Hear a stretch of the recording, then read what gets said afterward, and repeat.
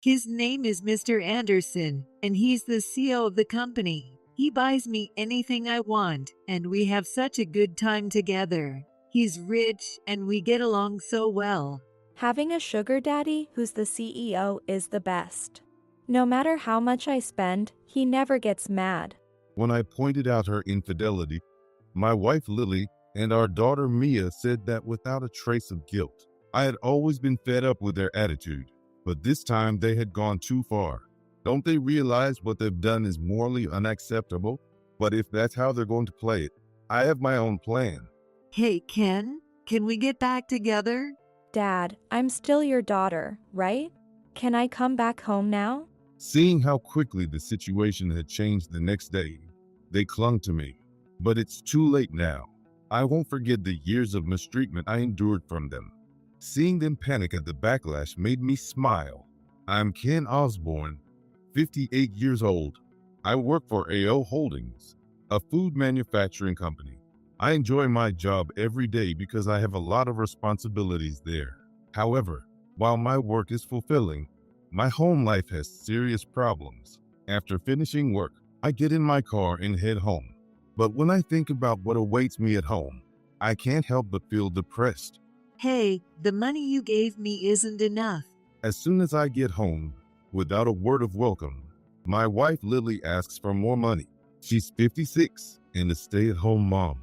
Though she's a stay-at-home mom, she does the bare minimum of housework. She eats out every night, so there's no dinner prepared when I get home. She even leaves my laundry undone, claiming that washing it with hers would make it smell bad. So I've given up asking Lily to do any housework. I buy takeout for dinner and do my own laundry. What do you mean it's not enough? I give you $1,000 separate from our living expenses for your personal spending. Lily has a spending problem. While I'm at work, she blows money at fancy restaurants and on designer clothes. For a while after we got married, I let her manage our finances. But her spending was so out of control that not only could we not save any money, she even tried to get us into debt. So I took over managing the money. Since Lily has been a stay-at-home mom ever since we got married, she has no idea how hard it is to earn money. It's been less than 10 days since I gave you the money. What do you spend it on that makes it disappear so fast? You just don't get it. Going out to eat and doing a little shopping makes it disappear quickly. It's a world you, a cheap, low-level employee, wouldn't understand. Lily mocked me. Her words finally made me want to speak up. So I said, "Who do you think earns this money? If I quit my job, you wouldn't be able to live like this anymore." Don't act so high and mighty. It's a man's job to earn money for his woman. Bragging about something so obvious is just pathetic. Now, where's the money? I'm not giving you any more money. If you want it so badly, get a part-time job and earn it yourself. I heard her click her tongue. When we were dating, she wasn't like this, but she changed completely after we got married. I've cursed my poor taste in women more times than I can count. You're so stingy. Other wives get $2,000 or $3,000 just like that. Who are these people? People I met online. Isn't that one of those dubious stories circulating on social media? It's embarrassing that my wife can't see through such too good to be true stories. Determined not to be swayed by her words, I said, "Every family is different. I don't know who you saw online, but spending $2,000 or $3,000 a month on leisure is over the top. That's not a normal life for regular people." Then you should work harder. I don't want to live like a regular person. What a bitch you are. She is a really selfish wife. I really want to divorce you. With a deep sigh, Lily walked away into the house. Hearing her words, I too wished I could divorce her if I could. But if I get divorced now, I won't be able to remarry at my age. Thinking that, I've put up with everything and kept living like this. I was heading to my room to tidy up when I was stopped. Dad, I'm out of my allowance already. It was my daughter, Mia Osborne, asking for money. She's 28 years old, but has no intention of working and is unemployed. She sounded just like her mom, Lily, so I sighed deeply. "What are you talking about? I gave you $800 this month, didn't I?" That's not enough. It disappears quickly when I'm out having fun. If it's not enough, get a part-time job. No way. I don't want a boss watching over me. And there are too many weird customers. Mia did go to college and graduated, but sadly, she turned out to be as selfish as Lily. Thinking about that, I feel like all the money spent on her education was for nothing. You're 28 now. Are you okay with your future? All your friends are working, right? I'm fine. I don't get why everyone doesn't see that you can live comfortably without working. Just find a rich guy to take care of you. Hearing her talk with no intention of earning her own money, I looked at her skeptically. First of all, where are you going to find a guy who will take care of you? Do you really think you can find someone who will give you more than $800 a month just for fun? There are tons of CEOs who want to meet cute girls. It's such a waste for people to work so hard. She doesn't have anyone to rely on, and she doesn't earn her own money. Yet, Mia speaks with an odd sense of confidence. Seeing her complete lack of understanding of reality, I, as her dad, decided to give her some advice. You can't always count on finding someone to support you. Right now, you're just living off me. You are still young, so work. I'm not giving you any more money this month. You're a stingy guy. You're my dad, so you should at least support your child. I've done more than enough. I don't deserve your complaints. If you can't keep us satisfied, it's like you're not earning anything at all. Don't act all high and mighty. Looking at her, I felt sad. I am her dad, after all, so if she decided to change and work, I would help her. But Mia, much like her mom Lily, had no intention of earning her own money, leaving me at a loss. A few days later, while at work, I had to run an errand and was driving out in my car. As I was driving, I saw something that shocked me. Is that walking down the street were Lily and Mia, and with them, cheerfully walking along, was Mr. Anderson, my business associate. He's the CEO of Anderson Supply. Wondering why Lily and Mia were with Mr. Anderson, I parked my car in a nearby space to observe them. Lily and Mia wouldn't recognize the company car, so unless they were really staring, they wouldn't notice me. The three of them were talking and seemed very friendly. Mr. Anderson was showing off a luxury watch, and Lily and Mia were thrilled and clinging to him. Witnessing this scene left me in shock. Although I couldn't stay calm, I pointed my phone's camera at them and zoomed in to record the scene. The video was a bit shaky, but it was enough as evidence. Eventually, the three of them entered a nearby bar together. I managed to stay calm and assess the situation. It seemed Lily was having an affair with Mr. Anderson, and Mia also knew it. Mr. Anderson must have been treating them to expensive bags and high-end restaurants while I was at work. Lily had mentioned that some wives receive $2,000 or $3,000 from their husbands, but that wasn't information from the internet. It was Mr. Anderson spending that much money on them. That's probably why Mia was so confident lately. And when I thought their allowance was disappearing quickly, this was the reason. They were wasting money to have fun with him. Understanding this made my blood boil. All this time, no matter how poorly I was treated at home, I kept working every day, supporting them and getting by. My efforts were betrayed in the worst possible way by their infidelity. Now that they've cheated, I have no lingering attachment to them. Thinking it would be best to act quickly, I started looking for a place where I could request an investigation. A few days later, just as I expected, Lily and Mia went on their next move. Hey Ken, let's get a divorce. I knew this day would come, but she brought out the divorce papers. Her name was already signed, and all that was left was for me to fill in mine. I expected this, but I played along for the moment. Lily, what's this about? Because you're stingy. I don't want a husband who can't make life easy for his wife and child. And have you ever fulfilled your duties as a wife? What? A man's job is to work hardly. What's there to complain about? Sure, she does the bare minimum of housework, but it's not enough. And I've been doing my own chores. Still, I kept working to support Lily and Mia without complaint. And despite some restrictions, I gave them money for their leisure activities as they requested, but that wasn't enough for them. Despite all the money I sweated and worked hard to earn and give them, they felt no gratitude. Instead, they seemed to feel no guilt about treating me so badly. Seeing how things were, I decided to speak up. Fine, I've had enough of you too.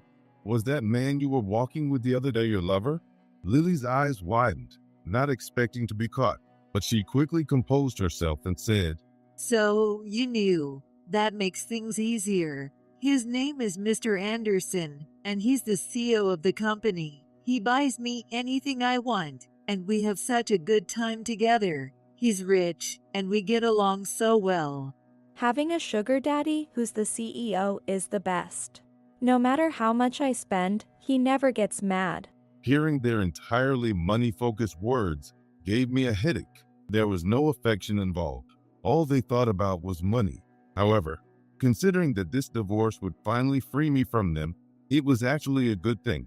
We have plenty of money, so you can demand as much alimony as you want. He'll pay hundreds of thousands if needed.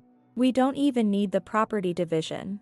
We're not so desperate that we need your little bit of money. If that's how you feel, fine. I have no attachment to this house either. Divorce usually involves splitting assets. Thinking about that made it seem troublesome, but since they were declining it, it made things easier. I was almost grateful for their foolish decision. I signed the divorce papers and showed them to Lily, letting her check that everything was in order. I'll take care of submitting this. Thanks. Oh, we're planning to submit our marriage certificate tomorrow morning, so make sure you submit this today. Got it. I'm tired of dealing with you two. I'll submit it now, so don't worry. Come on, you don't have to act so tough. You're sad about leaving us, right? How conceited could they be? I wanted to tell them I had no regrets, but it was better not to risk them changing their minds and stopping me. Not really. I'm heading out now. After that, I went straight to submit our divorce papers. When I got back home, I discussed moving out of the house. Lily and Mia seemed relieved to be rid of me, and they were in high spirits while talking about what to do with the house. As I packed a few personal items I would take back to my parents' house, I thought to myself, finally, I can cut ties with them. While I felt relieved by this fact, I hadn't forgotten what they had done to me.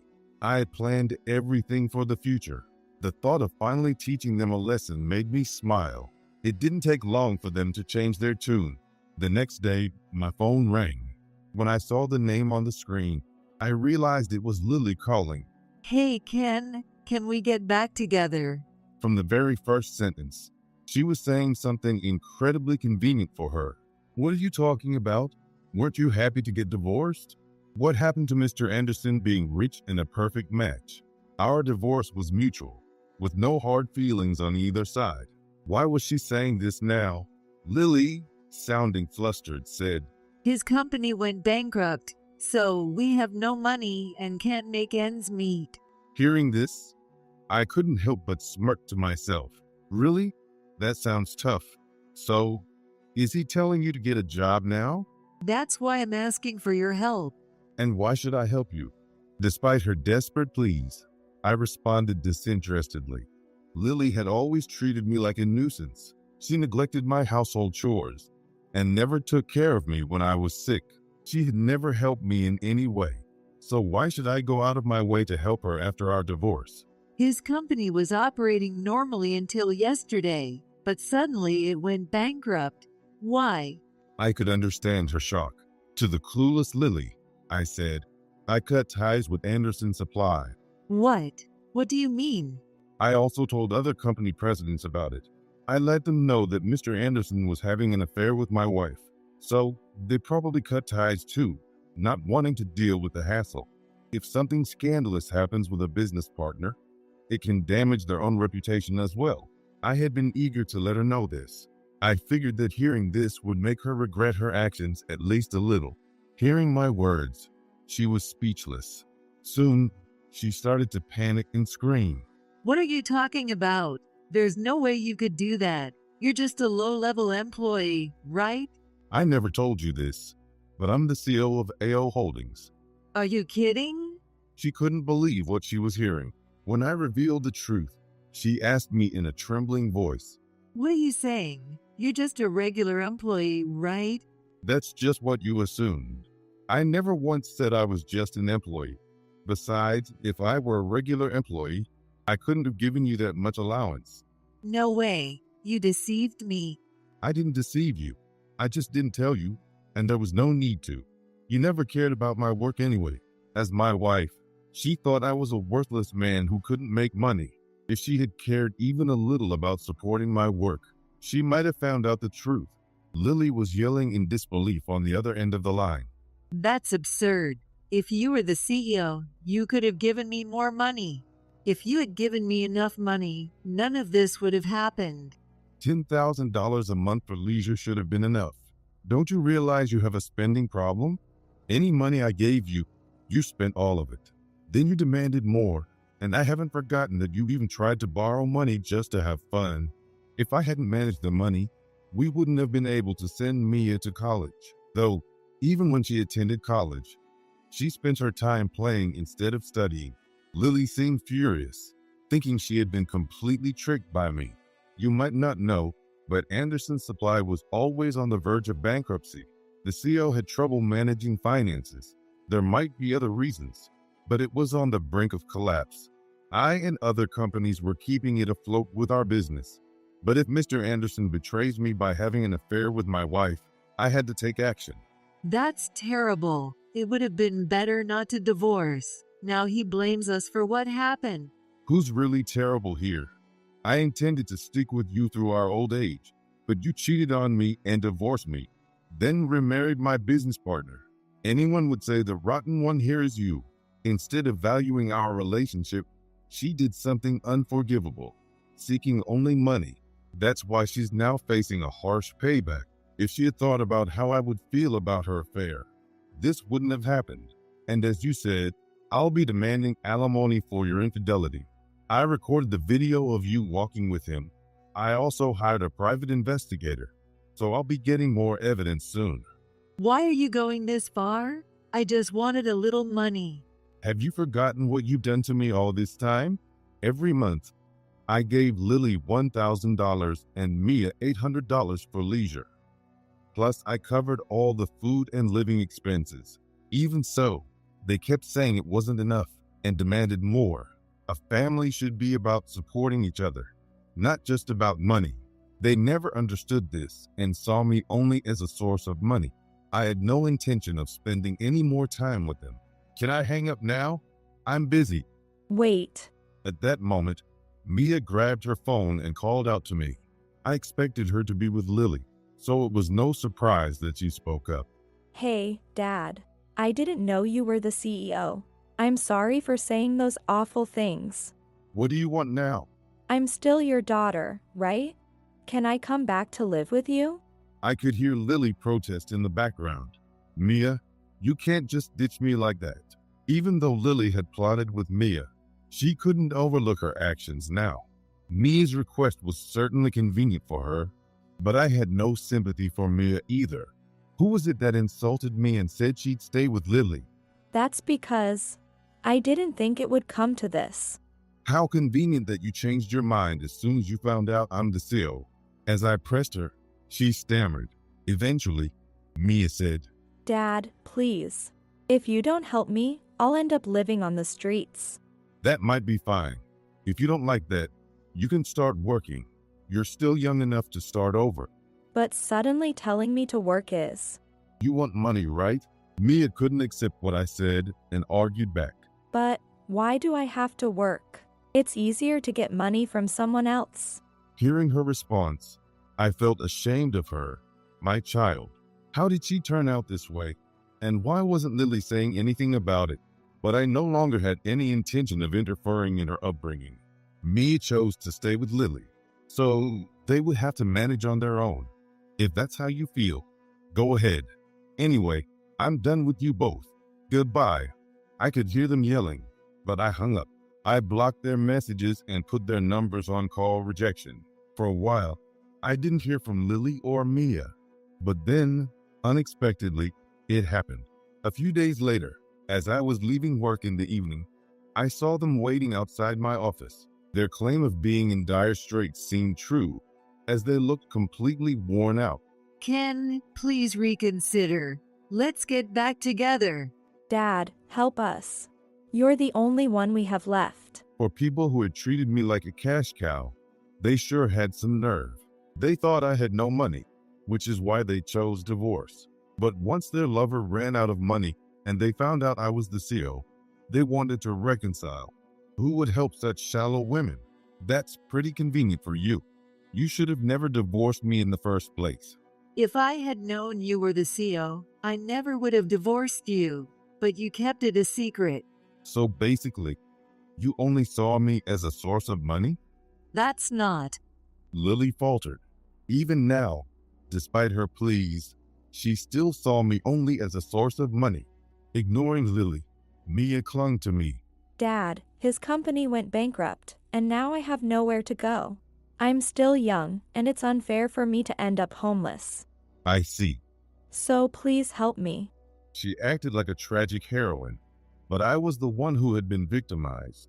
For years, they had treated me like a nuisance and constantly demanded money from me. I endured it for so long, but now I wonder how I managed to live in that environment. You're the one who gave up on me. But if I had known you were the CEO. I'm not giving you any more allowance. You don't want a father who won't give you money, right? Then it's better for us to cut ties. Please listen to me, Dad. I need you. Mia looked like she was about to cry, but I had no intention of helping her anymore. Shaking her off, I said, "Anyway, if you keep bothering me, I'll call the police. This is stalking." Stalking. How can you say such horrible things? We used to love each other so much. Even so, they probably had no other option but to cling to me now. They wouldn't easily let me go home. At that moment, someone else appeared. Mr. Osborne, please forgive me. It was Mr. Anderson, Lily's lover, because I cut ties with him and informed other companies about his misconduct. Anderson's supply went bankrupt. He knew he had earned my wrath by having an affair with Lily. That's why he was here, begging for forgiveness. Though I doubted this would improve his situation, he likely saw no other choice. With his arrival, Lily and Mia turned pale. Mr. Anderson. Gosh. Daddy. Mr. Anderson noticed Lily and Mia, and his face turned into a furious scowl. You two, how dare you deceive me? Forgetting he had come to plead with me, he strode angrily toward them. Lily and Mia, realizing the danger, began to back away. You lied about being abandoned and divorced. Because of you, my company went bankrupt. And you lied about being a wealthy CEO. How can a company go bankrupt right after we filed the marriage papers? Yeah. You said you'd make us happy because you had lots of money. You deceived us. Damn it. You said Mr. Osborne abandoned you, so I thought I could use that against him. They argued, forgetting I was even there. It was convenient for me to hear their true feelings. I didn't know how the three of them got involved, but from what I could tell, they were all trying to deceive each other for their own gain. I can hear you. What's this about using leverage? Mr. Anderson turned to look at me, startled. He began trying to cover up the situation. Oh no, Mr. Osborne. This is just a misunderstanding. Mr. Anderson likely planned to use Lily and Mia to gain leverage for a favorable deal with AO Holdings. To do this, he tried to manipulate my ex-wife and daughter. So you approached Lily and Mia with that sneaky plan in your mind? No, it's not like that. I was just deceived by them. So you tricked us, didn't you? Not wanting to take the blame, Lily retorted. Tricked you? That's a nasty thing to say. I let you live in luxury. But you went bankrupt because you really had no money, didn't you? We were deceived by Daddy. Both of them had used each other, and now their argument was turning into a quagmire.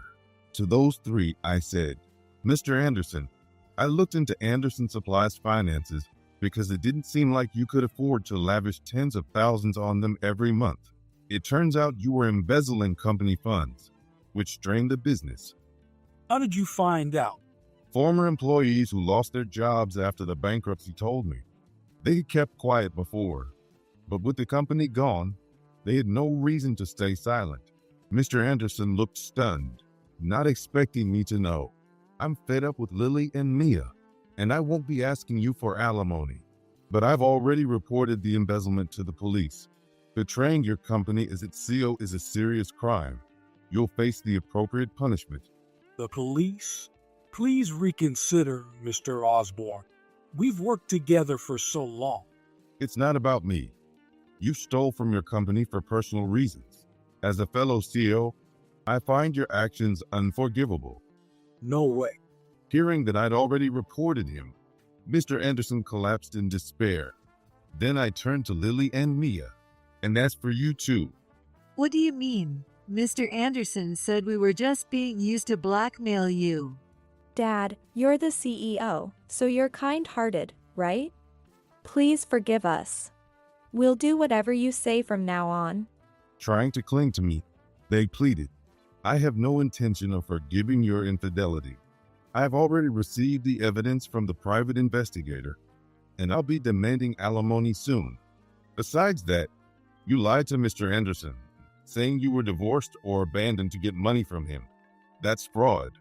I'll be reporting your case to the police too. Call the police? What do you mean?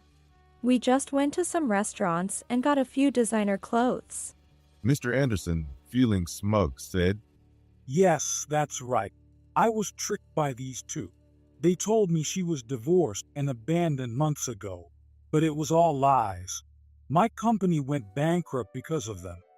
I'll be demanding compensation from you. You tricked us too. You approached us to blackmail Ken, pretending to be a wealthy CEO. Exactly. We can't believe you were the CEO of a company on the brink of collapse. That's the real fraud here. You flirted with me, even though you're still married. That's adultery, and I'll be demanding alimony for that too. Their argument devolved into a petty squabble. Both had ulterior motives and tried to use each other, resulting in this mess. Without honest work, they were reduced to this disgraceful conflict. As someone their age, I found it pathetic. Excuse me, is Mr. Anderson here? A police officer arrived. The unexpected presence made all three of them turn pale. Mr. Anderson, we're here regarding the embezzlement from your company. Please come with us. No, you've got it wrong. I was just being used. Meanwhile, Lily and Mia tried to sneak away. Noticing this, I called out to the officer. Excuse me, not only Mr. Anderson, but these two also committed fraud. Mr. Anderson can confirm this. That's right. They tricked me. If I'm going down, you two are coming with me. Why are you doing this? We only got a little money, that's all. I didn't do anything. Don't make things up. Despite being in front of a police officer, they continued their embarrassing argument. In the end, their bickering led them to inadvertently confess their crimes. All three were taken away in a police car, shouting as they went. Later, all three were convicted. Mr. Anderson, being the CEO who embezzled funds for his affair, was fined $50,000 and sentenced to 6 years in prison. Lily and Mia, who lied about their situation and made Mr. Anderson spend about $50,000 on their leisure, were also charged with fraud. They each received 6-year prison sentences. I also demanded $25,000 in alimony from Lily for her infidelity. Since Mia was complicit, I informed them that she would be responsible for paying as well. They would be serving time, and even after their release, they'd face a bleak future, burdened with the alimony payments. Mr. Anderson mentioned he would seek compensation and alimony from them too, but that wasn't my concern. The three of them could sort it out among themselves. As a result, I no longer receive any contact from Mr. Anderson, Lily, or Mia, and I am now living peacefully. Without the burden of family troubles, I can focus on my work with ease. My parents were surprised to hear about the divorce, but after learning about the issues I faced, they agreed that it was for the best. Finally, I am free from years of worry. So, I plan to continue running the company and enjoy my remaining years with my parents. Show me where the incompetent Pua guy works. Maddie said, ruining my excitement for the long-awaited class reunion. She always says mean things to me and tries to one-up me like this. The reason? Because I wasn't very good at studying during our school days. I felt annoyed by her lingering resentment, even at the age of 40. But at the same time, I couldn't help but be impressed by how well she remembers such things. Maddie apparently wants to see where I, whom she considers incompetent for not being able to study well, work. So, after the reunion, I decided to take her to the president's office of her husband's company. She laughed, not knowing that I am the president of a major company with 7,500 employees. But when her husband came out of the office to explain the situation, her face turned pale. And then, I regretted my behavior up until now. My name is Ethan. I'm turning 40 this year. I run a company with 7,500 employees, and I've finally reached a point where I can take some time off. When I first started my business, I was so busy that I didn't have any time to spare, and I had to decline invitations to class reunions. But this time, I've agreed to attend. This reunion will include people from my class in high school, whom I haven't seen in decades. As I looked through the yearbook to confirm the attendees, among the familiar faces, there was one person who elicited a feeling of disgust. That person was Maddie, who used to take charge of our class and was a member of the so-called popular group. As I gazed at her photo, memories from the past involuntarily flooded back. It was around July in the 12th grade in high school. I was unlucky enough to be surrounded by girls after a seating change. As someone who liked to gossip with friends during class, it wasn't the best environment for me. And then, an incident occurred. That day, my buddy was absent, and I was eating lunch alone. Girls were clustering around the desks nearby, and although I felt a bit uncomfortable, I continued eating my meal. I heard the beautiful chirping of birds from outside the window, so I suddenly wanted to see the outside view and looked up towards the window. That's when my eyes met with a girl who happened to be nearby. That girl was Maddie. Hey, what are you looking at? You were checking my breast out, weren't you? I was just trying to look outside the window. Ooh, you're saying I misunderstood? No, that's not what I meant. For some reason, she suspected that I was checking out her breast and kept making accusatory remarks throughout lunch break. Moreover, since her voice echoed throughout the classroom, her suspicion also became the cause of my classmates' cold stares. No matter how much I tried to explain, Maddie seemed intent on painting me as the villain. Eventually, the misunderstanding among my classmates was cleared up, but from that day on, Maddie and her friends started harassing me. You're looking at me again, huh? It's creepy, so stop it. I told you, I'm not looking at you, Maddie. I wonder. She would often make baseless accusations like this, and sometimes even hide my textbooks.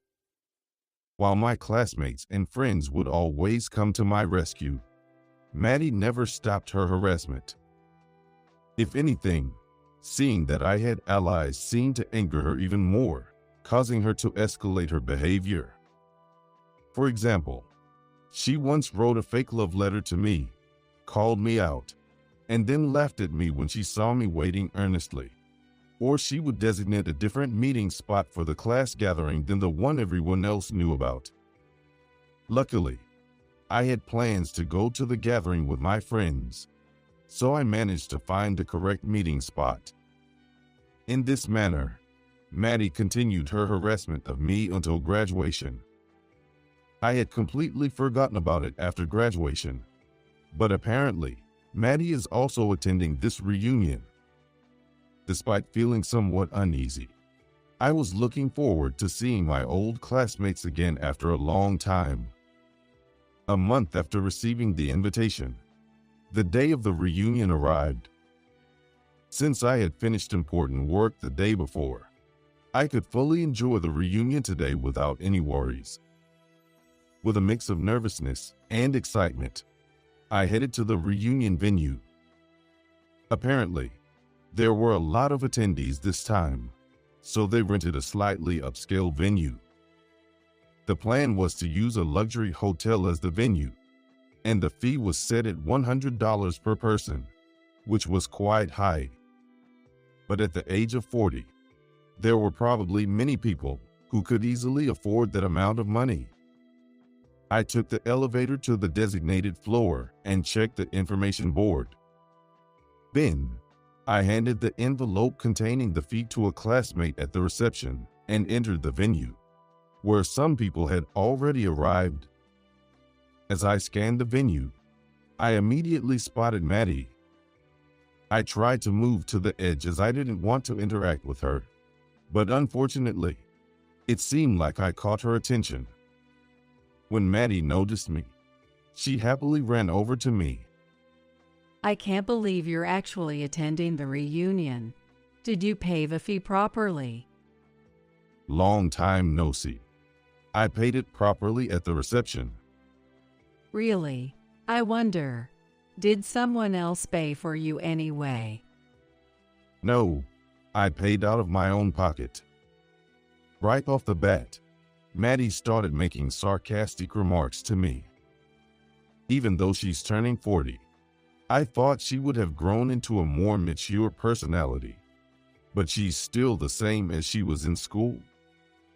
Disappointed that my faint hope of being able to get along with her now had been dashed, I decided to go get a drink, albeit somewhat dejectedly.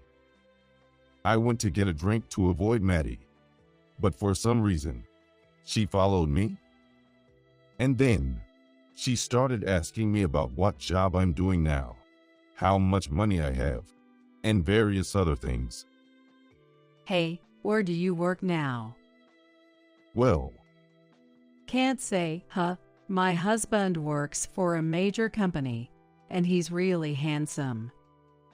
as I hesitated to answer, Maddie seemed to have figured I must be working somewhere I can't talk about, so she started talking about her husband.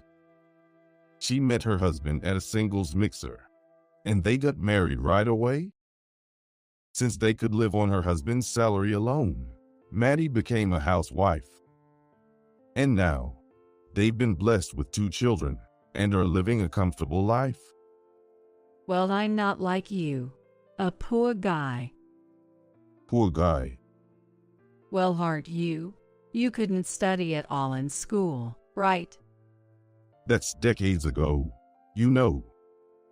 It seems that Maddie remembers that I was bad at studying, and she keeps teasing me about it even now. While feeling frustrated that she's still holding on to that even at the age of 40, I can't help but be impressed that she remembers such things. Maddie has always been considered cute, and although our grades were probably not much different, she has quite a high self-esteem. It would be fine if she just had high self-esteem, but it's troublesome that she tries to put others down to elevate herself. It seems that my classmates can hear Maddie's voice, and although they're clearly frowning, Maddie continues to list her complaints about me in front of everyone. After a while, the reunion began, and I was satisfied to be able to talk to my old friends.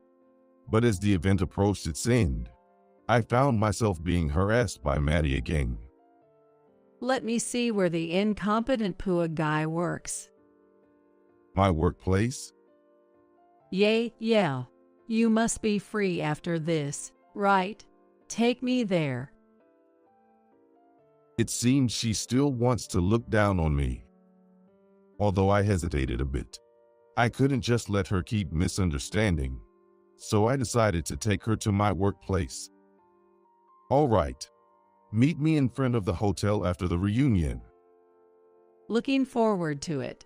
You're probably working in some rundown building, right? Afterward, Maddie and I met in front of the hotel and took a taxi to my workplace. My workplace is in a prime location in downtown area. As the taxi approached the city, Maddie started to fidget nervously. And when I got out of the taxi in front of a large building, she looked around anxiously. So where's your workplace? Right here. This building in front of us. This building is your workplace. Oh, I see. You work as a janitor or security guard here, right? Perhaps feeling more flustered than she expected at the sight of a larger building, Maddie began talking as if I were dispatched to work in the building rather than the fact that I worked there officially. But I'm the president who manages this entire building, and she needs to know that. Interrupting Maddie, I told her the truth. I'm the president of the company in this building, whether you want to believe it or not. President. Saying you're an employee would be more believable than president. So you think, about 10 years ago, I started a company from scratch and became the president. Don't lie. There's no way you could become president. Show me some proof. Maddie demanded proof that I'm the president of the company, so I took out my business card from my pocket. Then, I took out one of them politely. I handed it to her with both hands. Taking the business card from me, Maddie stared at the words written on it as if she could bore a hole through it. Well, it says president on it, doesn't it? Will you believe me now? You can't expect me to believe this. Anyone can forge a business card. Why are you so unwilling to admit that I'm the president? Because you were mediocre since school, not very bright, and the idea that someone like you is more successful than me. It's just. It seems like Maddie doesn't want to admit that I'm the president because she doesn't want to think I'm more successful than her. I don't think being a president necessarily means success, but at least I feel happier than her, who seems to care only about appearances, pride, and status. Looking at the business card again, Maddie seemed to realize something. Wait a minute. Come to think of it, the name of the company, it might be the same as the one my husband works for. Surprisingly, Maddie's husband, whom she was bragging about, works at my company. Nevertheless, I wonder what kind of conversations they have if she's only vaguely aware of the name of the company her own husband works for. Putting that aside, I decided to ask for more details. When she mentioned that the industry and company names were similar, and I heard about the business content, I was almost certain that her husband was working at my company. So, does that mean my husband works under you? It's unbelievable. If that's really the case, it's quite ironic. What's so ironic? It's you who look down on me so much. I blurted out such words, feeling all the frustration building up. Normally, I wouldn't speak ill or sarcastically about others, but conversations with Maddie always seemed to throw me off. Maddie, having been provoked by me, trembled as she clenched her fists. I might end up being yelled at if this continues. How can I avoid this situation? Just as I was thinking about it, someone came running from the building. Oh, Maddie, what are you doing here? It was Tom, Maddie's husband. Now it was clear that Maddie's husband was working at my company. Despite feeling awkward, Maddie greeted Tom. I just happened to pass by here. I see. Wait, did I tell you, Maddie, where my workplace is? You did. It was on your business card. Did I even give you my business card? By the way, why are you with the president? It seems like Tom questioned why Maddie was with me and asked her about it. But she was visibly flustered now that it was clear I was the president. So, I decided to explain everything in her place. Well, your wife and I are former classmates, and she asked me to show her where I work. She's your ex-classmate.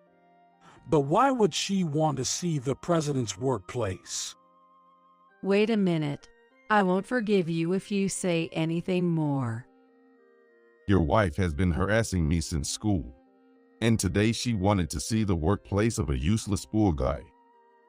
The moment Tom heard my words, he froze with a surprised expression. He probably never imagined that his wife would do such a thing to the president. Maddie, realizing that her misdeeds got known by her husband, was sweating profusely. It seems that she hadn't shown her true colors to Tom. Most likely, she must have been showing him only the parts she had covered up. Maddie was good at ingratiating herself with teachers and making allies since her school days. So it's no wonder. Let me hear the details. Well, you see, that was just, a joke between classmates. Don't take it seriously, okay? That wasn't a joke. Are you planning to harass me and then make excuses? Shut up, you're such a loser. Annoying me so much. Maddie finally raised her voice in response to my remarks. She looked startled and covered her mouth with her hand, but it was too late. Tom seemed to be suspicious of Maddie now. Back in high school, Maddie had changed partners quite frequently, but her true nature had been exposed, leading to breakups. Perhaps history would repeat itself this time. She seemed to realize this herself, as she looked at Tom with a frightened expression. Come to think of it, Maddie had mentioned being a housewife. If Tom were to mention divorce here, it would be quite a scene. However, Tom didn't immediately mention divorce. He couldn't forgive his wife for disrespecting me, the president, but he said something like this. I'm disappointed in you, Maddie. I thought you were a good wife. I haven't done anything wrong. It's true. Please believe me, not this guy. The president wouldn't lie. Besides, actually, there was a small matter our kids wanted to discuss. A matter. What is it? Apparently, the children had noticed Maddie's bad personality and had been consulting their father, Tom. With numerous troubles at their children's school and demands for special treatment from their teachers, the children were quite stressed out. She's trying to one-up the other moms in her circle of friends and orders her homeroom teachers to give her children preferential treatment.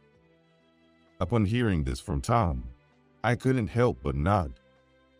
I haven't seen Maddie since the 12th grade, but somehow I could imagine it. I had hoped Maddie would become a better person, but it seems my bet was off. I don't have time to deal with you right now. Just get out of here. Hey, what's with the attitude toward the president? As Maddie and Tom's argument heated up, I decided to make myself scarce. There was nothing to gain by staying there any longer. I'd only get dragged into their dispute. I quietly slipped away, but Maddie seemed completely unaware of my departure. 3 days later, Tom came to me and filled me in on the situation. It seems Maddie had an excessive fondness for children and inadvertently vented toxicity around her. And surprisingly, during our school days, she harbored animosity towards me. Apparently, she envied situations where I had many friends or a close-knit family. I always considered myself ordinary and unremarkable, but it seemed different to Maddie. So, Tom began to express how grateful he was towards me. Tom had difficulties with job hunting and had no choice but to take physically demanding jobs. At that time, I happened to approach Tom, who was feeling down in the park. I proposed to him that if he was job hunting, he could work at our company. Back then, our startup couldn't afford high salaries, but now, as the company has grown, we pay salaries commensurate with abilities. I was grateful that Tom considered working in a situation where there were hardly any employees, and it seemed Tom was also grateful to me. If you hadn't approached me back then, I wonder what would have happened. I'm the one who's truly grateful for accepting my proposal at that time. When I told my wife about that, she stopped objecting altogether. So, have you made up now? Upon hearing this, Tom nodded vigorously. Although I couldn't forgive the harassment Maddie had done, she might have had her own struggles and conflicts. It seems I just happened to be the target of her harassment. Maddie still sulks occasionally, but I heard she's wearing a kinder expression than before. And recently, for Valentine's Day, Tom inexplicably gave me chocolates. When I learned that the sender of the chocolates was Maddie, I couldn't help but be surprised. Why would Maddie give me chocolates? I think it's probably her way of apologizing. Please accept them. An apology? Huh. In that case, I have no choice but to accept them. Saying that, I accepted the chocolates offered to me. When I unwrapped them, there was a letter inside with words of apology written on it. At the time of the reunion, I still disliked Maddie, but now I don't feel much anger. I wondered if my heart could really change with just these chocolates and a letter, but somehow, I feel like I glimpsed her true feelings from those two things. Surely, Maddie must have a personality that struggles to be straightforward. As I ate the chocolates I received with my wife, I pondered such things. After the reunion, I went back to my usual daily life. It's a busy period now, and there are times when I have to work overtime, but I make sure to secure time with my family. Because I believe that my current health and well-being are thanks to my wife's lovingly prepared healthy meals. When I'm alone, I tend to rely on frozen food or ready-to-eat meals. But knowing that my wife is at home waiting with a delicious meal makes me even more motivated to work hard. Moreover, she's even started making me lunches so I can take them to work lately. Perhaps my wife, who used to be busy with the kids all the time, has a little more time on her hands now. While I chow down on such lovingly prepared meals by my dear wife, I focused on my documents. We're gearing up for some discussions about expanding overseas soon. Driven by the desire to make my company known worldwide, I'm making preparations for this overseas expansion. I might get busier again, but as long as I can make time for it, that's all that matters. Whether I'm having meals with my family, indulging in some late-night ready-to-eat meals, or buried in paperwork and staring at my computer screen, I still feel happy. It's like I can truly feel alive. I have work to do and a family to protect. That's all I need. Finally, that incompetent guy is leaving. Mitchell, who has taken over as acting president, sneered at me. The surrounding employees also looked down on me and smirked. If I leave, all of the president's favorites will be fired. Mitchell's sister, Arissa, who is the executive director, bit her lip in frustration. What are you thinking? If Nick leaves, the company will really fall apart. Shut up. I'm the acting president, and you're just the executive director. If you can't listen to me, then you should quit too. Julia, the president's wife, is completely on Mitchell's side.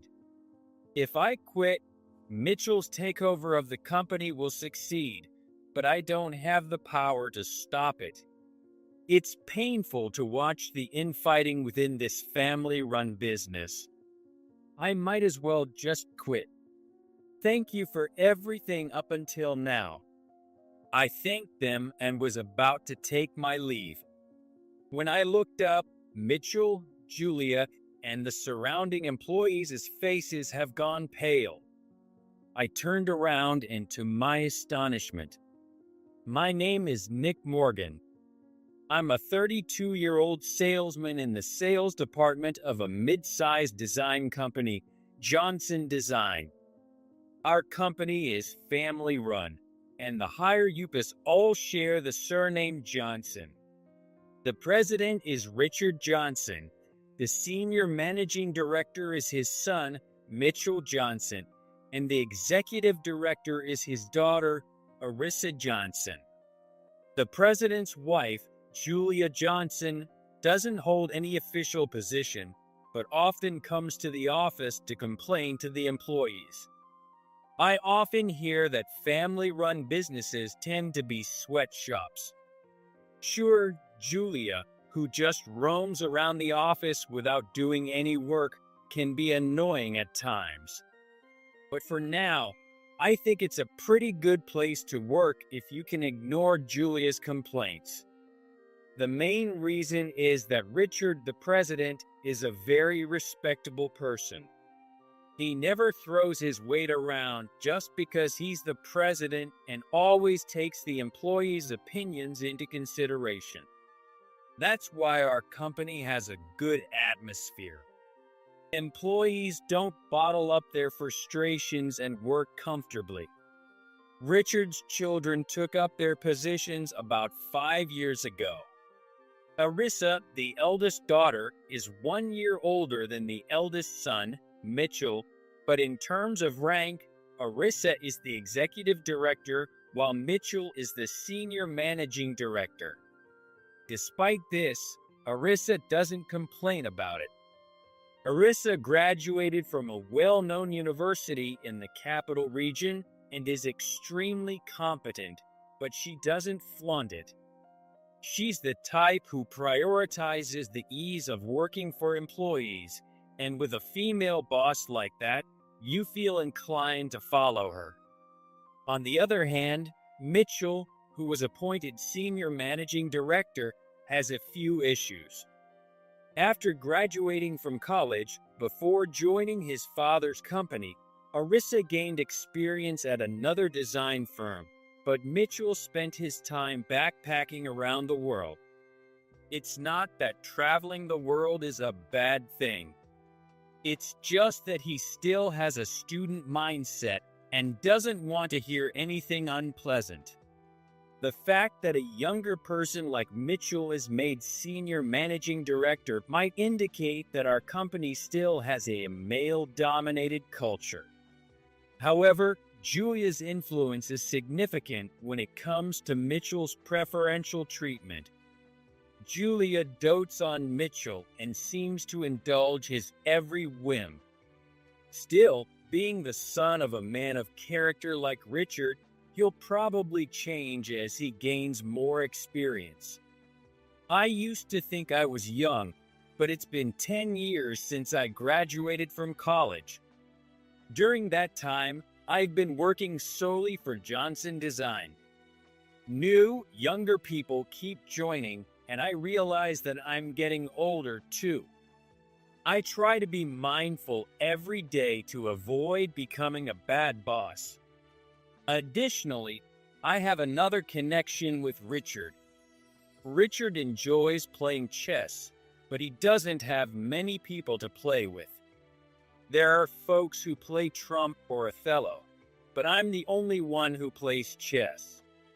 So, it's not uncommon for us to have matches in his office during lunch breaks or after work.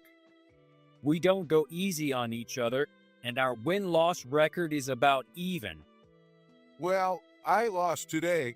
I guess I'm getting old. What are you talking about, Richard? We still need you to keep going strong. Richard, who recently turned 60, has been more conscious of his age lately. From my perspective, he's still very young and vigorous, a model for 60-year-old professionals.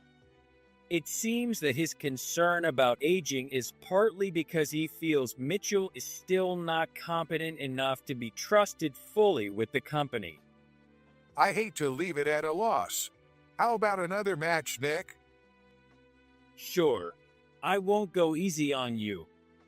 Richard laughed heartily, and we started setting up the chess pieces again. Then, one day, a female employee rushed out of the president's office. Someone call an ambulance. The president said he's having chest pains and collapse. When we headed to the president's office, the door was open and several employees had already crowded inside. Mitchell and Arissa were shouting loudly. Dad, hang in there. I'm loosening your tie now. Dad, you'll be okay. Just don't move. The ambulance is on its way. The paramedics arrived quickly and took Richard away on a stretcher. Mitchell and Arissa accompanied him. Julia, who was at home, was informed and headed straight to the hospital. We couldn't focus on work and waited anxiously for news from Mitchell and Arissa. Soon, Arissa called the office. Dad is completely unconscious. They say it's arrhythmia and a high fever, and he's in critical condition. From that day, a sense of unease spread throughout the company. Everyone tried to keep working, but there was constant gossip about the future of Johnson Design. If the president doesn't make it, will we all lose our jobs? No, we have the senior managing director and the executive director. One of them will take over. That one of them is a major issue. I think things would go well if Arissa became the president, but if Mitchell took over, I could only see a bleak future. The Johnson family had several family meetings. As a result, my worst fear came true, and it was decided that Mitchell, as the eldest son, would serve as acting president. This is one of the downsides of family-run businesses. However, it's not like the acting president could be decided by an employee vote. The next day, Mitchell confidently arrived at the company as the acting president. During the morning assembly, Arissa informed all the employees. The president still hasn't regained consciousness. Johnson Design is facing the biggest crisis since its founding. Let's support the acting president and overcome this crisis together. I listened to Arissa's words, lost in thought. I wondered if Arissa was really okay with this, if she was truly satisfied. Acting president, please say a few words. Oh, I know everyone is anxious during times like these, but I want you to trust me and do your best. If we keep doing our best, I'm sure my father's condition will improve. One of Mitchell's cronies started clapping. Following suit, the other employees began to clap as well. I joined in, all the while staring intently at Arissa. Arissa, with a cold smile as if trying to hide her true feelings, joined in the applause. An employee standing right next to me muttered softly, I wonder what will happen from now on. I'm very worried. It seemed I wasn't the only one feeling anxious. A few days had passed since Mitchell became the acting president, and the effects were immediate. Shockingly, Mitchell started implementing large-scale layoffs. It's been 5 years since Mitchell joined Johnson Design, but quite a few employees have been dissatisfied with him. Unfortunately, I'm one of them. It seems he wants to get rid of anyone who doesn't agree with him. Let me explain how things have progressed so far. Before the layoffs began, Julia was constantly in the president's office. I don't know what they were talking about, but it didn't seem to be anything good for us employees. Hey, someone take some tea to the president's office and see what's going on. A female employee made some tea and knocked on the door of the president's office. We held our breath, listening for any sounds. Unfortunately, we couldn't hear much of the conversation. We waited for the female employee to come back. Soon, she came running back. It looks like they're going through with the layoffs. They don't want any employees who don't align with the acting president's vision. That means anyone who opposed the acting president in the past is definitely on the list.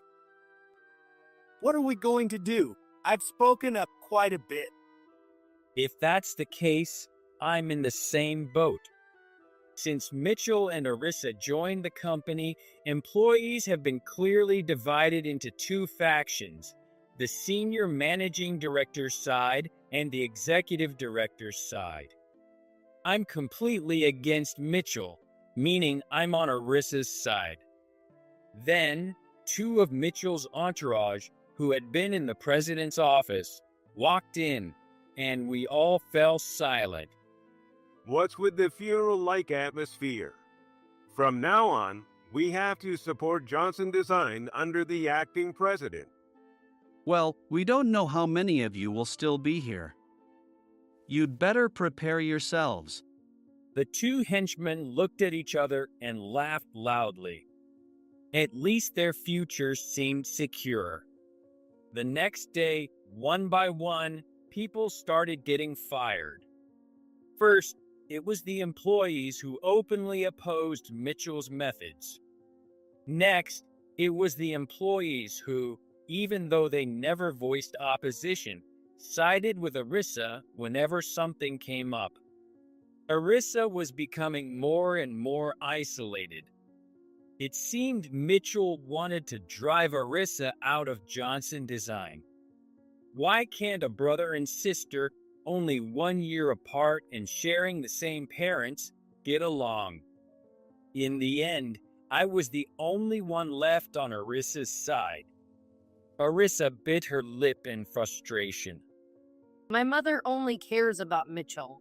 I've always been rebellious towards her, so she doesn't find me lovable.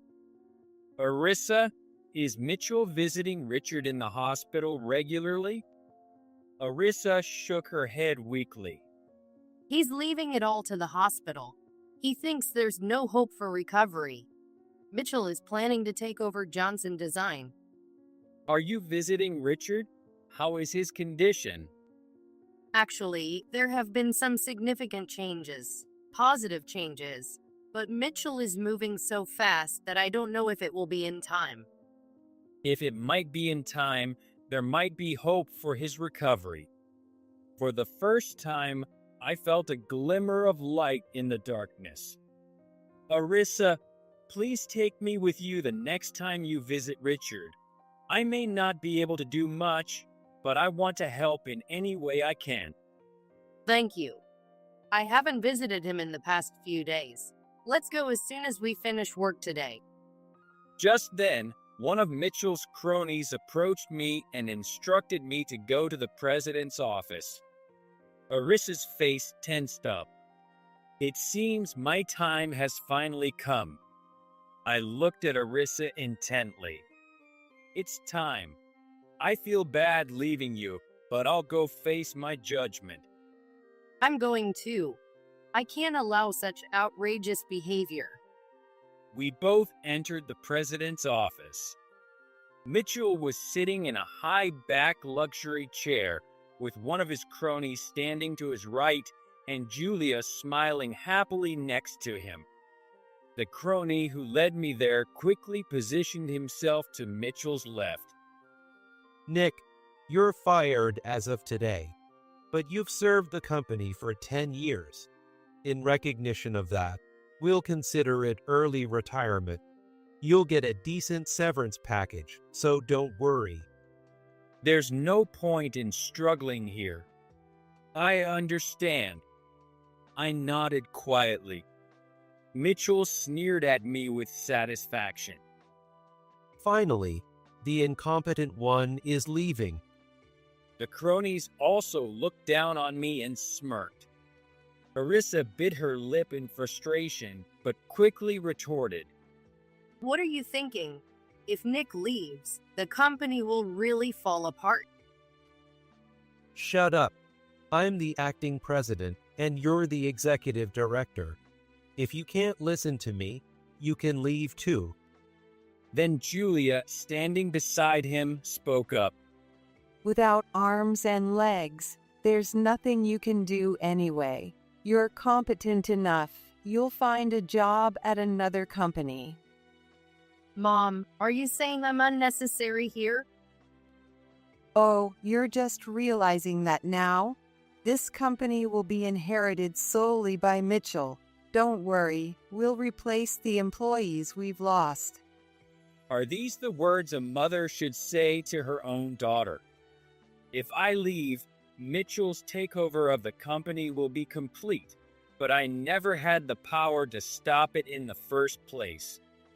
It's painful to watch the infighting within this family-run business. I felt sorry for Arissa, but I was exhausted. I might as well quit. Acting President, Executive Director, Mrs. Johnson, thank you for everything. I said my parting words and was about to leave. When I looked up, Mitchell, Julia, and the cronies' faces have turned pale. When I turned around, I was astonished. There was Richard, the president, in a wheelchair.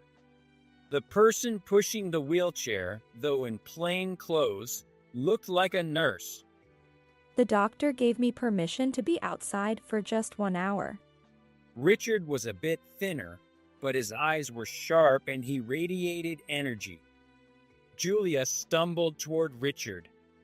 Richard, when did you recover enough to be in a wheelchair? You and Mitchell never came to visit, so you wouldn't know, but I've been getting better each day. I see. That's good to hear. I've been so worried. Richard snorted and turned away from Julia, looking instead at Mitchell. You've been doing whatever you please while I was gone. Remember, you're just the acting president, not the president. At first, Mitchell couldn't comprehend the situation, but hearing Richard's strong voice made him tremble. I just thought of the company. I thought you weren't going to make it. You underestimated me. I won't be taken down by something like this. My pulse is steady and my fever has dropped. That's good to hear. I was really worried. Richard glared at Mitchell. Don't say things you don't mean, but fine, I'm sure it was all your mother's idea. That's a misunderstanding, Richard. I would never put ideas in Mitchell's head. We've known each other for a long time, I can tell. Anyway, Arissa, I'm feeling a bit tired. Could you call a medical taxi? I need to go back to the hospital. Of course, Dad. You can give instructions from your hospital room. I'll be your hands and feet. Thanks to this huge commotion, my early retirement was off the table. Richard's recovery was remarkable.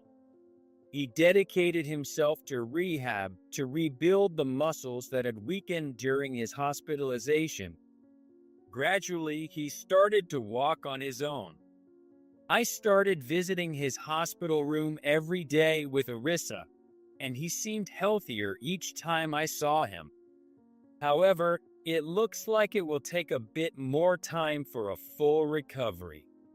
So Arissa brought a computer to the hospital room to make it easier for Richard to work. With Arissa and my support, Richard could manage his presidential duties through telework from the hospital. Though he's 60, Richard has always been comfortable using a computer, so he was happy to work from his hospital room. He opened the laptop and turned it on. All right, what should we start with? First, let's get Johnson Design back to its original state. Displayed on the computer screen was a list of the employees who had been fired. It might be too much to ask them to come back after being let go, but we can't function without them. I'm prepared to personally apologize to each one. Yes, and I'll apologize with you. If I hadn't collapsed, this wouldn't have happened. Following Richard's instructions, the fired employees were brought back. We all joyfully reunited. I'm so relieved to be reinstated. I was worried because I still have a significant mortgage on my house. That's great. Let's continue to support the president. With this, about 90% of the original staff were back. Unfortunately, it wasn't 100%. So we'd need to hire new employees to fill the gaps. With some fresh faces, the company should grow even more. Eventually, Richard was discharged from the hospital and started coming to work in a wheelchair. Getting sick is no joke. If I had let my guard down, my son would take over the company. That's right, Dad. We need you to stay strong. Richard and Arissa have a really good relationship and trust each other deeply. The Johnson family had sadly split into two factions, Richard and Arissa on one side, Julia and Mitchell on the other. Julia must have loved Richard when they got married. Maybe romantic love doesn't last forever. Not being married myself, I don't have any right to say. Now that most employees have returned, it's time to deal with those who betrayed Richard. First, the two cronies of Mitchell were both fired. Those two made Mitchell overestimate himself. Well, the real culprit is Julia.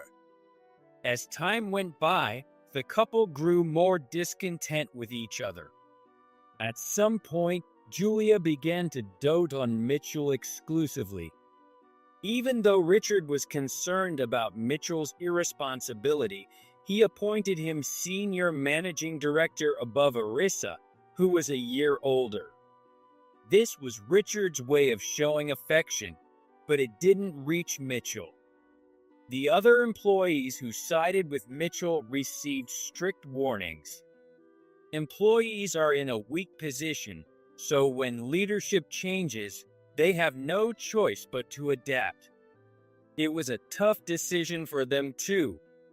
Richard understood this well, so he didn't reduce anyone's salary or fire them. The main culprits this time were, without a doubt, Mitchell and Julia. Even though Mitchell was his son and Julia was his wife, Richard had to ensure they received appropriate punishment. First, Mitchell was demoted to a regular employee for recklessly playing with employees' fates while Richard was away. This demotion really hit Mitchell hard. Having been entrusted with the role of senior managing director from the start, and even using the president's office in his father's absence, this was intolerable for him. Mitchell was so ashamed of being demoted that he stopped coming to work regularly. This was convenient for those of us in managerial positions, as it avoided the confusion of how to deal with him. However, his prolonged absence made me curious, so I asked Arissa about the situation at home. Although Arissa lives alone, Mitchell still lives with their parents. So I haven't seen it firsthand, But I've heard he's holed up in his room, and the housekeeper leaves his meals in the hallway outside his door. It's pathetic. Maybe he's just lost all his confidence at once. However, Julia, who dotes on Mitchell, blamed Richard's illness for the recent coup-like turmoil. The relationship between Richard and Julia had deteriorated beyond repair. Both Richard and Julia deeply cared for their children and forced themselves to live together to avoid causing them pain. As a form of punishment, Richard banned Julia from coming to the office. When Julia complained, Richard showed her the photos and documents he had obtained from the detective agency. You've been cheating on me all along. Did you think I didn't know? Julia had been frequenting Johnson Design because her lover was there. Her lover was a young employee in his 30s, and Julia had been showering him with money. Since Mitchell became the acting president, there were even talks of promoting this man to a special position as a manager. I stayed with you out of loyalty for all these years. But after this, that's gone. The money you spent on him was money I earned. Julia desperately tried to make excuses, but Richard wouldn't listen. As the president's wife, trying to privatize the company was a serious offense. Richard and Julia were going to get a divorce after many years of marriage. However, Julia's lover quickly submitted his resignation and returned to his hometown. Mitchell, who sided with Julia, was strongly opposed to the divorce. Mom doesn't deserve this. How is she supposed to live now that you're divorcing her? She'll have to work or find another way. It's normal to work to support yourself. Why don't you try working too? Richard finally fired Mitchell, who refused to work. Thus, Mitchell and Julia were kicked out of the house. Normally, a young, able-bodied son like Mitchell would work to support his mother. But Mitchell refused to work for anyone else. His pride wouldn't allow it after being pampered as the senior managing director and acting president. As a result, their money ran out. With nowhere else to go, Julia and Mitchell had to return to Julia's hometown. But by then, the family home was occupied by Julia's brother and his wife. Knowing Julia and Mitchell's plight, her brother and his wife couldn't turn them away. They were given a small room and lived with a sense of shame. Meanwhile, what happened to those of us who stayed at Johnson Design? Richard fully recovered and no longer needed a wheelchair. He still uses a cane for safety, but he walks confidently on his own. With Richard's full return, the company also returned to normal. In the next round of promotions, I became the head of sales. My responsibility has increased, but Richard, the president, trusts me. My subordinates also trust and follow me, so I feel motivated every day. Arissa became the senior managing director and a great advisor to Richard. I should have made Arissa the senior managing director from the start. Then this coup-like incident wouldn't have happened. I understand why you wanted to give Mitchell a chance. It's good we found out early that he didn't have the capability. They say the least capable child is often the most loved, and Mitchell was exactly that. Richard deeply regretted appointing Mitchell, who lacked the ability, as the senior managing director out of fatherly affection. Thus, Johnson Design was able to recover from a major crisis. Our performance improved and employees' wages increased. We, the employees, are now more motivated than ever to support the company under Richard's leadership. Even during lunch breaks, I would play chess with Richard in his office. Just like before the hospitalization incident, our skills are evenly matched, and we take turns winning and losing. Richard seems to enjoy this. Getting an easy win in a game feels like patronizing golf, which doesn't feel good. I understand that very well. Richard stayed silent for a while. I thought he was thinking about the chess pieces, but he said something unexpected. Nick, aren't you thinking about getting married? You're not getting any younger. It's a bit embarrassing, but I've been enjoying work so much that I don't even have a girlfriend. But you're right, I should start thinking about my future. I may not be the best person to say this, given my marriage didn't go well, but maybe it's time to consider marriage. Maybe I should join a group date or something. At that moment, there was a knock on the door, and Arissa walked in. Oh, playing chess again? You two are as close as ever. Nick is the only one who plays with me. Arissa casually sat down next to me and watched our game with interest. Nick, can you teach me how to play chess? I'd like to study and try to beat my father. That sounds great. Richard might get bored just playing with me all the time. Richard looked back and forth between Arissa and me, grinning. How about the three of us go out for dinner tonight? That sounds nice. Nick, are you free? I'd love to join you. Lately, we've been spending more time together like this. It's the most comfortable and pleasant relationship for me. I was just telling Nick that maybe he should start thinking about marriage. Arissa, you too. Don't stay single forever. Let me see my grandchildren. Well, I do feel a bit anxious about having kids, but I don't have anyone. Maybe I should go to a group date. When Arissa said the same thing as me, I couldn't help but laugh. I was just saying the same thing. Arissa, shall we go to a group date together? Sure, that sounds fun. Just make sure to bring some handsome guys. Wouldn't it be faster if you two just got married?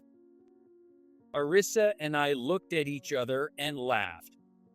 I'd be lying if I said I wasn't aware of Arissa, but I felt I wasn't good enough to ask her out yet. When I glanced at Arissa, she blushed shyly. Maybe I should ask her out for a drink next time, I thought